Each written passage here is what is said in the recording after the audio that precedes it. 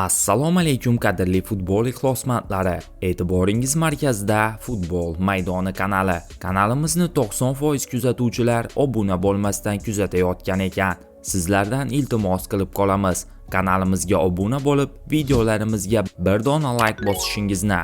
Demak, biz boshladik. Gvardiola xursandligini yashira olmadi.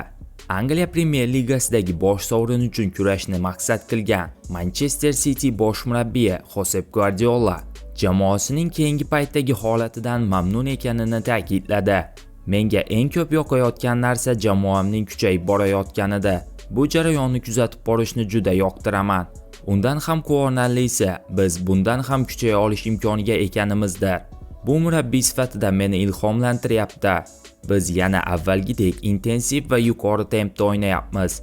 O'zimizga ishonchimiz ortdi va barqarorlikni saqlab turibmiz. Ammo bor salohiyatimizni ishga solganimiz yo'q va bu ajoyib holat, dedi Josep Guardiola. Manchester City bugun Brentfordga qarshi Premier Liga doirasida GTH Community stadionida bo'lib o'tadigan uchrashuvda barcha musobaqalardagi mag'lubiyatsiz seriyasini 7 ta o'yinga yetkazishga intiladi. Oliver Thomas Angliya Premyer Ligasi 7-turi oldidan Manchester Cityning lazaretdagi o'yinchilari haqida tayyorlagan ma'lumotnomasida Abduqodir Husanovning tiklanish muddati cho'zilganini ma'lum qildi. Bu Husanovni kutayotgan muxlis va mutaxassislar uchun noxush xabar bo'ldi.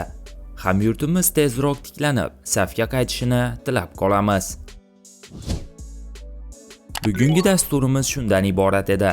Video sizga ma'qul kelgan bo'lsa, bir dona like bosishingizni va kanalimizga obuna bo'lishingizni so'rab qolamiz. E'tiboringiz uchun katta rahmat. Bizni kuzatishda davom eting.